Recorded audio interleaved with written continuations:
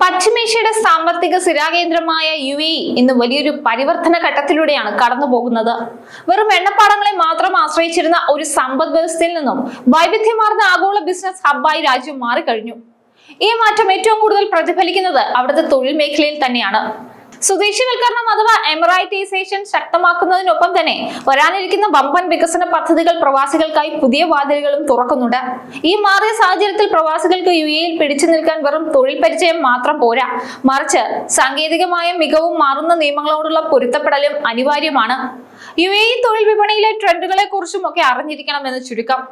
പഴയ UAE അല്ല ഇന്നത്തെ UAE. വർഷങ്ങൾ കഴിയുന്തോറും അതിൻ്റെതായ മാറ്റങ്ങൾ UAEയിലെ എല്ലാ തൊഴിൽ മേഖലയിലും കാണുന്നുണ്ട്. നിലവിലെ തൊഴിൽ രീതികൾ പരിഷ്കരിച്ചു വരികയാണ്. നേരത്തെ എമിറാത്തുകൾ ഗവൺമെന്റ് ഓഫീസുകളിൽ മാത്രം ജോലി ചെയ്യുന്നതിൽ നിന്നും ഇപ്പോൾ സാഹചര്യം ഒരുപാട് മാറിയിട്ടുണ്ട്. ഇന്ന് ബാങ്കുകളിലും വലിയ പ്രൈവറ്റ് കമ്പനികളിലും മാളുകളിലും ഒക്കെ പ്രവാസികളെക്കാൾ എമിറാത്തുകൾക്കാണ് സ്ഥാനം. കൂടാതെ ഗവൺമെന്റ് അവർക്ക് നല്ല ട്രെയിനിങ്ങും പ്രോത്സാഹനവും ഒക്കെ നൽകി വരികയും ചെയ്യുന്നുണ്ട്. അതിനാൽ UAEയിലെ തൊഴിൽ വിപണി മാറിക്കൊണ്ടിരിക്കുകയാണ്. കൂടാതെ ഇതുവഴി UAEയുടെ സ്വന്തം ജനതയെ എല്ലാ മേഖലകളിലും പ്രാപ്തരാക്കുകയാണ് ലക്ഷ്യം. എന്നാൽ ഇത്തരം മാറ്റങ്ങൾ പ്രവാസികൾക്ക് ഭീഷണിയല്ലേ എന്നാണ് പലരുടെയും ആശങ്ക.